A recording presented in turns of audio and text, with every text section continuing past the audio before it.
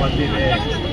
ನಾವು ಕರ್ನಾಟಕದಲ್ಲಿ ಕಾಂಗ್ರೆಸ್ ಸರ್ಕಾರ ಬಂದ ಮೇಲೆ ಈಗ ನಾವು 5 ಗ್ಯಾರಂಟಿಗಳನ್ನ ನಿಮಗೆ ಕೊಟ್ಟಿದ್ದೇವೆ.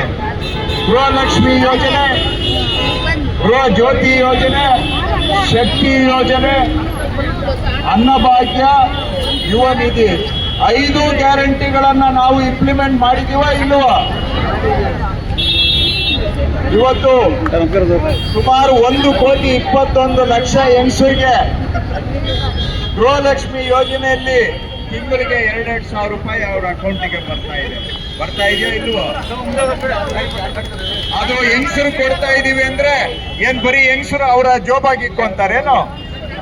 ಅವ್ರ ಮಕ್ಕಳಿಗೆ ಸ್ಕೂಲ್ ಫೀಸ್ ಕಟ್ತಾರೆ, ತಂದೆ ತಾಯಿಗೆ ಔಷಧಿ ಕೊಡಿಸ್ತಾರೆ, ಇಲ್ಲ ಮನೆ ಬಾಡಿಗೆ ಕಟ್ತಾರೆ, ತರಕಾರಿಗೆ ಖರ್ಚು ಮಾಡ್ತಾರೆ.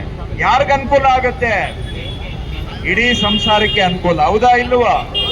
1,20,00,000 ಮಹಿಳೆಯರು ಅಂದ್ರೆ ಒಂದ್ ಸಂಸಾರದಲ್ಲಿ 4 ಜನ ಅಂದ್ರೆ 5 ಕೋಟಿ ಕನ್ನಡಿಗರಿಗೆ ಅನುಕೂಲ ಆಯ್ತಾ ಇಲ್ವಾ? ಹಾಗೇನೆ 1,51,00,000 ಮನೆ ಕರೆಂಟ್ ಬಿಲ್ಲು ಫ್ರೀ ಆಗಿರೋದು ಗೃಹ ಜ್ಯೋತಿಯಲ್ಲಿ. ಒಂದು ಮನೆಗೆ 4 ಜನ ಅಂದ್ರೆ 6 ಕೋಟಿ ಕನ್ನಡಿಗರಿಗೆ ಅವ್ರ ಮನೆ ಕರೆಂಟ್ ಬಿಲ್ಲು ಹೆಚ್ಚು ಕಮ್ಮಿ ಫ್ರೀ ಆಗ್ತಾ ಇದೆ ಇವತ್ತು. ಹೌದಾ ಇಲ್ವಾ? ಹಾಗೆ ಈ ಶಕ್ತಿ ಯೋಜನೆಯಲ್ಲಿ ಎಷ್ಟೋ ಜನ ಗಾರ್ಮೆಂಟ್ ಹೋಗಿ ಕೆಲಸ ಮಾಡೋ ಹೆಂಗಸರು, ಕಾಲೇಜ್ ಹೋಗೋ ಹೆಣ್ಮಕ್ಳು,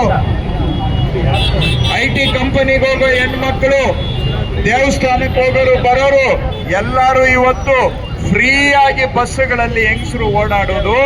198 ಕೋಟಿ ಟ್ರಿಪ್ಗಳನ್ನ ಹೆಂಗಸರು ಫ್ರೀಯಾಗಿ ಬಸ್ಸಲ್ಲಿ ಓಡಾಡಿದ್ದಾರೆ ಈ ಯೋಜನೆ ಬಂದ ಮೇಲೆ. 4,33,00,000 ಜನಗಳಿಗೆ ಅನ್ನಭಾಗ್ಯದಲ್ಲಿ ತಿಂಗಳಿಗೆ 170 ರೂಪಾಯಿ ಅವರ ಅಕೌಂಟ್ಗೆ ಹೋಗ್ತಾ ಇದೆ. ಹಿಂಗೆ ಎಲ್ಲ ಸೇರಿಸಿದ್ರೆ ಒಂದು ವರ್ಷಕ್ಕೆ 52,000 ಕೋಟಿ.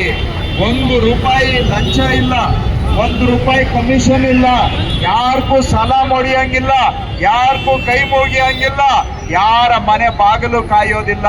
52,000 ರೂಪಾಯಿ, ರೂಪಾಯಿಗೆ ರೂಪಾಯಿ ಜನಗಳ ಅಕೌಂಟಿಗೆ ನೇರವಾಗಿ ಹೋಗ್ತಾ ಇದೆ. ಹೌದಾ ಇಲ್ವಾ?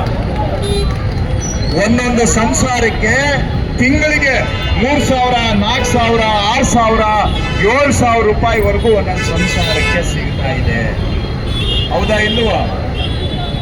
ಇದನ್ನ ಕೆಲವರು ಕಂಡಮ್ ಮಾಡ್ತಾರೆ, ಹೆಂಗಸರೆಲ್ಲ ದಾರಿ ತಪ್ಪಿಟ್ಟವ್ರೆ ಅಂತ. ಕೇಳಿದ್ರ ಮಾತು? ಯಾರು ದಾರಿ ತಪ್ಪಿರೋದು? ಹೇಳೋರು ನಮ್ಮಂತವರು. ಅಧಿಕಾರ, ಹಣ, ಮದ ಕೈಗೆ ಬಂದ ಮೇಲೆ ನಾವು ಮೈ ಮೇಲೆ ಪ್ರಜ್ಞೆ ತಪ್ಪಿ ಮಾಡಬಾರ್ದೆಲ್ಲ ನಾವು ಮಾಡಿಬಿಟ್ಟು ಇವತ್ತು ನಮಗಾಗಿ ಮನೆಯಲ್ಲಿ ಎಲೆ ಮರೆ ಕಾಯಿ ತರ ದುಡಿಯೋ ಹೆಂಗಸರು ದಾರಿ ತಪ್ಪಿದ್ದಾರೆ ಅಂತ ಬೈತೀವಿ ಅಂತ ಹೇಳಿದ್ರೆ ಇದು ನ್ಯಾಯನಾ? ಯಾರು ನಮ್ಮನ್ನ ಹುಟ್ಟಿ ಬೆಳೆಸಿ ಸಾಕಿ ವಿದ್ಯಾವಂತರನ್ನಾಗಿ ಮಾಡಿ ನಮ್ಮ ಕಾಲ ಮೇಲೆ ನಿಲ್ಲೋ ತರ ಶಕ್ತಿ ತುಂಬಿರೋದು ಹೆಂಗಸರು ನಮಗೆ. ಹೌದಾ ಇಲ್ವಾ? ಅವ್ರ ಜೀವನ ಎಲ್ಲ ದುಡಿದು ನಮ್ಮ ಮಗ ಚೆನ್ನಾಗಾಗಿ, ನಮ್ಮ ಗಂಡ ಚೆನ್ನಾಗಾಗಿ ಅಂತ ಆಸೆ ಪಡ್ತಾರೆ. ಅವರ ದುಡಿಮೆ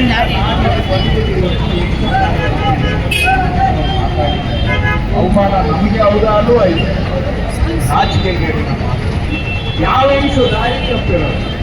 ಧರ್ಮಸ್ಥಳ ದೇವಸ್ಥಾನಕ್ಕೆ ಹೋಗಿ ನನ್ನ ಗಂಡ ಮಗ ಚೆನ್ನಾಗಿರ್ಲಿ ಅಂತ ಬರ್ಕೊಂಡು ಬಂದವಳಲ್ಲ, ಆ ತಾಯಿ ಇಂಟಿ ದಾರಿ ತಪ್ಪಿದ್ದಾರೆ ಅಂದ್ರೆ.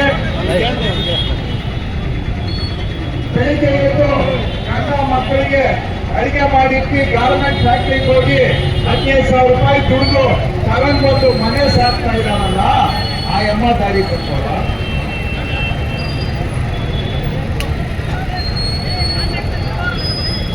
ಏನೋ ಮನಸ್ಸು ಆಸೆ ತುಂಬಿಸ್ಕೊಳ್ಳಕ್ಕೆ ಮಗಳು ಮನೆಗೆ ಹೋಗಿ ಬರ್ಬೇಕು ಅಂತ ಫ್ರೀಯಾಗಿ ಬಸ್ ಇಟ್ಕೊಂಡು ಮಗಳನ್ನ ನೋಡ್ಕೊಂಡು ಬಂದಿದ್ದ ತಾಯಿ ದಾರಿ ತಪ್ಪಿದಾಗ, ತವ್ರ ಮನೆ ಮೇಲೆ ಆಸೆ ಬಂದಾಗ ಫ್ರೀ ಬಸ್ ಇಟ್ಕೊಂಡು ಹೋಗಿ ತವ್ರ ಮನೆಯಲ್ಲಿ ಎಲ್ಲಾರನ್ನ ಮಾತಾಡ್ಸ್ಕೊಂಡು ಬಂದಿರೋ ಹೆಂಗಸು ದಾರಿ ತಪ್ಪಿದ. ಆ ಬರೋ 2,000 ರೂಪಾಯಿ ಗೃಹಲಕ್ಷ್ಮಿಯಲ್ಲಿ ಆ ತಾಯಿ ಹಾಕಿದೆ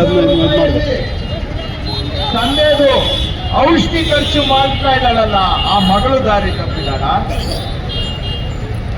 ಬರ 2,000 ರೂಪಾಯಿ ಮನೆದು ಬಾಡಿಗೆ ಕಟ್ತಾ ಇದ್ದಾಳಲ್ಲ, ಹೆಂಡತಿ ದಾರಿ ಕಟ್ಟಿದಾಳ.